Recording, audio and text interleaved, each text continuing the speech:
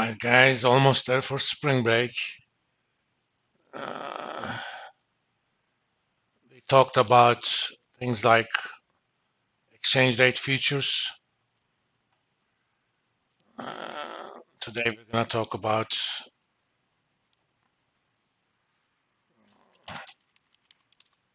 commodity futures and futures on index contracts, futures on typical stock indices.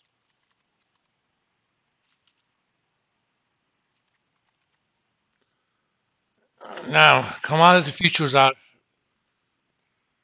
uh, important and they're actually oldest form of futures contracts. They allow agricultural stuff, for example.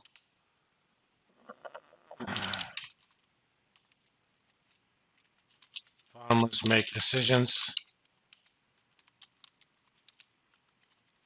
without worrying about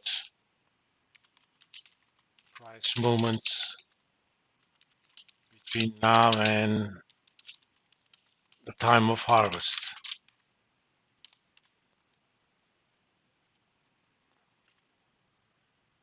These futures contracts, kind of unofficially, they were in existence since Roman times, but there were official futures markets. You're a farmer. The time there's a gap between the decision to plant and harvest, depending upon the product. It could be anywhere from 3 months to 6 months or something like that. And the trouble is, you have no idea what the prices are going to be at the time you harvest. So you make a contract that fixes the price now so that you know what the price will be at the time of the harvest. Sometimes it's a plentiful harvest. That means whatever you harvested is going to be rather cheap. So if you don't enter into this contract, you're not going to receive much. Sometimes it's a bad year and you had a good harvest, you'll make money. But a lot of the farmers cannot afford that kind of volatility. For you to get out of business, all you need is one bad year. That's it. So this way, you don't have to worry about it, at least for price purposes. Uh, the way we price a commodity forward contract,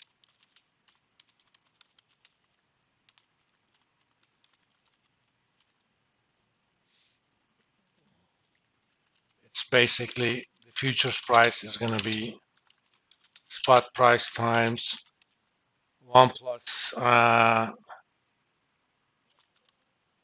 discount rate plus cost of storage,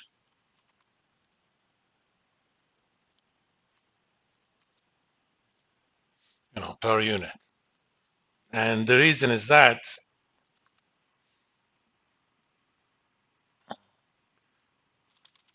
there are two ways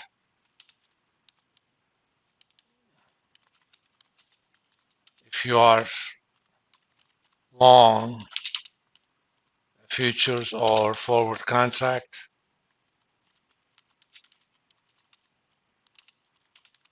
You promise to buy the commodity at a future date,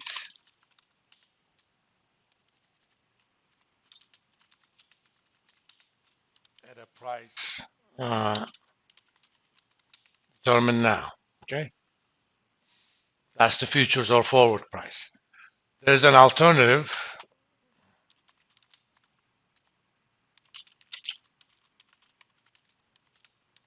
to fix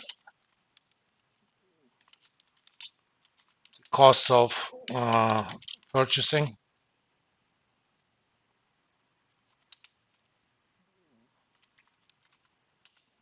Borrow some money now,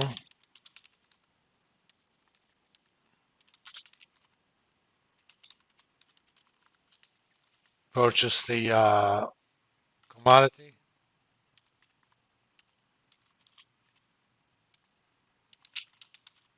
and store it until the date in question.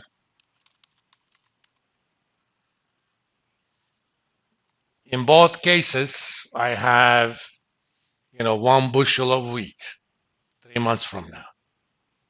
Because if I enter into a long contract on the futures market, as long as I pay for it, the other party promises to deliver me 1 bushel of wheat. Alternatively, I can buy the 1 bushel of wheat now using borrowed money, or, I'm going to buy it now that has an opportunity cost to me because I could have done something with the money. But I also need to store it, and storage is not free. Okay? Hence, futures price, I'm going to put must in quotes, uh, behave according to the equation above. The reason I put that in quotes, unlike financial futures, shorting physical commodity is not that easy. Okay,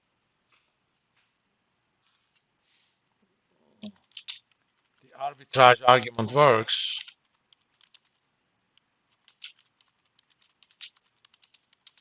on the long contracts, but not necessarily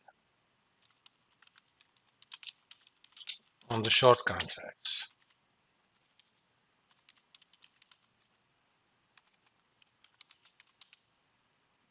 So let's do an example. Let's see. If I go CME crude oil contracts, obviously there is a cost to storing the crude, right? And let's look at the specs. 1,000 barrels, which is 41,000 gallons, I think. And delivery date is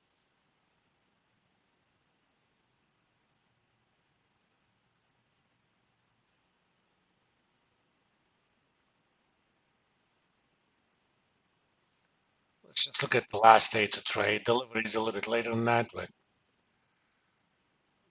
that's typically, even spot crude oil is not the delivery on the same day. Trading terminates 3 business days before the 25th calendar day of the month. If it's not a business day, 4 business days before that. For example, for the April contract, let's figure out what the delivery date is.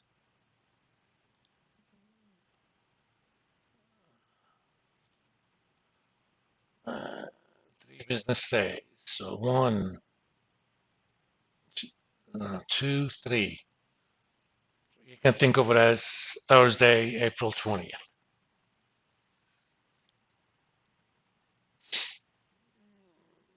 Let's also look at the spot crude oil price today.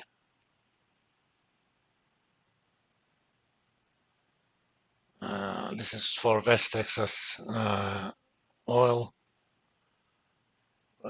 75.57.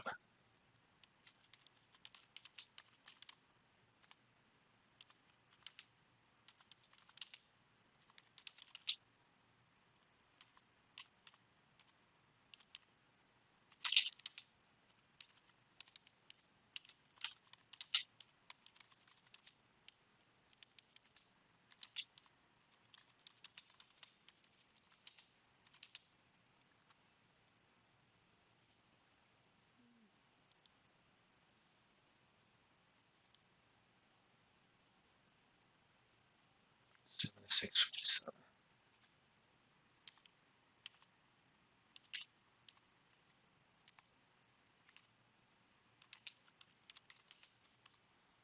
Assume that delivery date of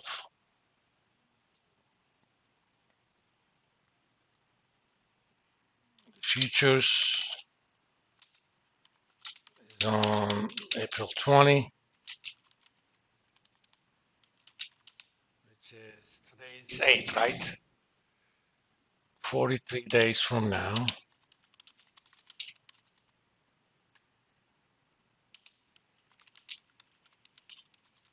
Assume that interest rate is 5%.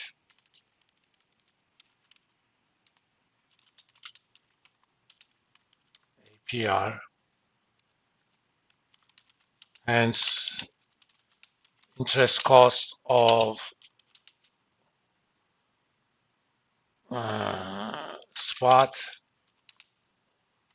Take the spot price, multiply it with 5% for 43 days. So 44.5 cents is cost of carry, cost of financial carry.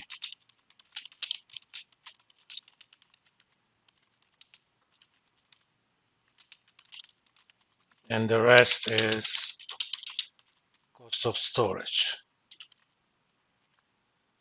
at least estimated.